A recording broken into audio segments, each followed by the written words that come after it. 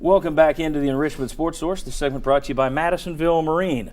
The boat show is coming up March 6th through the 9th at the Knoxville Convention Center. But all of Madisonville Marine's incentives, deals, rebates, they're already up and running down at Madisonville Marine. $500 to $1,000 off incentives on select Hurricane, Sweetwater, and Aqua Patio boats, plus the deals we've been telling you about. Huge deals on G3, select models of G3, select models of Skeeter boats. Madisonville Marine, they've got the boat show coming up, again, March 6th through March 9th, but year-round, there is no better place to buy a boat than Madisonville Marine. All right, want to welcome in a couple of more of our panelists today. We have right over here a freelance contributor to the Knoxville News Sentinel, Bob Hodge. Bob, thank you. Good morning. And right over here, glad to have him back, Josh Ward, who, of course, does noon to 3 on WNML Monday through Friday. And I'd just like to point out, Josh had LASIK surgery recently. He was not hanging out with Chuck last night. Okay. All right. Did Chuck laugh? Yes, Chuck laughed. I'll get that one afterwards. All right, Josh, thanks for being here, man. I stayed up all night. I was just so excited to be here, Josh. Yeah. Josh, of course, covers recruiting for WNML as well as MrSEC.com. And I want to quickly take a look at where Tennessee's class ranked. For those of you who haven't already seen this, Rivals ranked them 5th, Scout 4th, 247 Sports 7th, ESPNU 5th. And you look there, they were 3rd in the SEC in Rivals, 3rd in the SEC in Scout. 4th or 5th behind those other 4 teams, and 4th in ESPNU. Personally, there are a lot of folks that are now complaining. Well, you're still not catching up. It's only one class. Look, if you're finishing in the top 5, top 10, and you're running with the Alabamas and LSU's of the world, don't complain. You are catching up. Yeah, that's 1 to their 4, but still, you're catching up. Yeah, eventually that talent's going to get a little bit closer, so that's catching up. Anybody grumbling this week is just somebody who grumbles for the sake of grumbling. Yes. Right. Last year they're ranked in the 20s. This year they're ranked in the top 5. That's the very definition of catching up. Yes, there you go. So anybody complaining is just disgruntled, and we'll send you over to Gruntled. Yeah. All right, let's go back and look also UT's additions by position, if we get that. No quarterbacks, but there you see running backs, receivers, 2 tight ends. Look, they needed help on the line. 3 offensive linemen, 6 defensive linemen, 2 guys that could play either way there. My question to you, Josh, I'll start with you. Did Tennessee meet their biggest needs with this class? I thought that was the biggest key of the class, is that they hit needs. They needed athletes, they needed talent, more speed in the secondary. They got that. They needed big bodies up front on the defensive line. They needed linebackers. You look at the last couple of classes, especially the 2012 class, they had guys that came in and left quickly. A couple of linemen from down in Florida, they left within a year. They had 2 defensive backs, corners come in, they left within a year. Those guys had to be replaced. They went and got some junior college guys as well, so they get a little immediate help to fill those holes, get those guys that would be juniors, seniors coming up. Chris Weathered comes in, Owen Williams comes in, they can help right away. Tennessee loaded up in terms of the just numbers, just sheer numbers. They just pounded that. Back counting, forward counting. Now, the oversigning thing, Alabama's gotten a lot of heat in recent years. LSU has gotten heat in recent years. Houston Nutt oversigned, and the SEC came in with their soft cap of 25, which was meaningless. But Houston Nutt actually stood up and apologized for signing so many guys. Tennessee hasn't really taken much of a hit, I don't see. Anything reputation-wise there that you've seen as somebody who keeps an eye on recruiting? Anybody really throwing any negative stuff Tennessee's way, like they have those other schools I mentioned? I would say slightly. It picks up a little Twitter buzz. People will see it. There's oversigning.com, which talks about it a little bit. But I think Tennessee, the way it's been viewed, is more like Georgia last year. Georgia signed 33 guys last year, and it gets mentioned, it gets brought up. But Mark Richt didn't really see much criticism. So far, I haven't seen that with Butch Jones either. Guys, your thoughts on oversigning? We've discussed it when people have taken shots at Nick Saban and others. I mean, what you do is you're taking commitments from guys for a long time, and then the closer you get to signing day, it's like, oops, we don't have room for you, and the other kid is limited to find something. Last year you had Jabbo Lee, and we can debate whether he was academically ready or whatever the issues were. His coach didn't like what happened with Tennessee. He felt that it was just a numbers game, and his kid got in trouble, and he said, they're not going to get anybody else out of my school. You have to worry about that stuff a little bit, but for the most part, reputation-wise, are you worried about this if you're Butch Jones and the oversigning, what people are saying? No, because bottom line is Butch Jones is going to have to win football games. That is what keeps his job, saves his job. So anything that happens in recruiting, yeah, does that open up a little bit of a door for people to negatively recruit against you? Sure it does. But I think right now with the talent level at Tennessee, you just can't worry about those things. You've got to do what gets the best football players in here for Tennessee. Well, I think Bob's right. And here's the deal on the oversigning. They really only they oversigned by one. Right. Because they were able to back count 6. We had thought it was 5, but they were able to back count 6.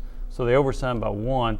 But when they released it, there were 35. But there were 3 walk-ons. So if you're not paying attention, then you're like, oh, they oversigned. Well, and one of the others was also, preferred walk-on. You're right. Go ahead. Yeah. So the way I look at it is like this. If you've told somebody up front, we're going to gray shirt you, or you tell somebody, look, we're going to take you, but if we come back and we look at your grades in January and you got a 1.8 and you're not doing your job, then we're going to take that one back, okay?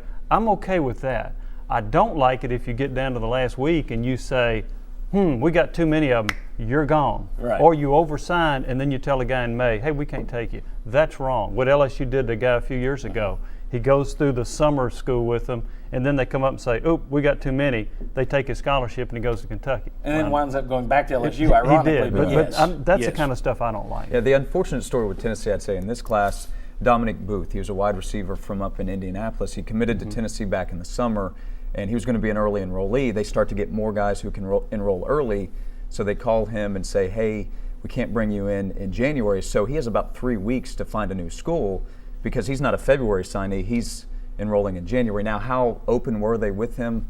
That's the question. Yeah, if they did truly tell him in July, we'll take your commitment, but we'll let you know in November, December, it's not as big of a deal. If he was under the impression he would get to go to Tennessee, found out in December that he couldn't, then there's a problem. And the thing is, I mean, you're correct that they could back count this many. So what is oversigning? The SEC allows this. Tennessee's not violating any rules. The difference is a lot of these leagues say 25, period. You're not going over 25. So they would argue, you can back count, but you still oversigned. You're supposed to be 25 and you guys went to whatever. Let me ask you this, though. Michael Sawyers, he was the big get on signing day.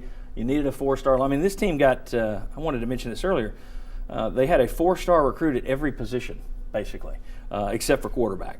Of the top 300 on ESPNU's ranking, they got 8 defensive players off that top 300. In the previous 6 years under Dooley, under Kiffin, and including Fulmer, they'd only had 6 in the last 6 years. And they got 8 in one class. So tremendous class. Sawyers was kind of the cherry on top, Middle Tennessee guy. He stated, much as Josh Dobbs did last year, academics were part of the reason he came over here. They looked at the business administration plan, I believe it was. They laid out the curriculum, said, here's what you're going to do.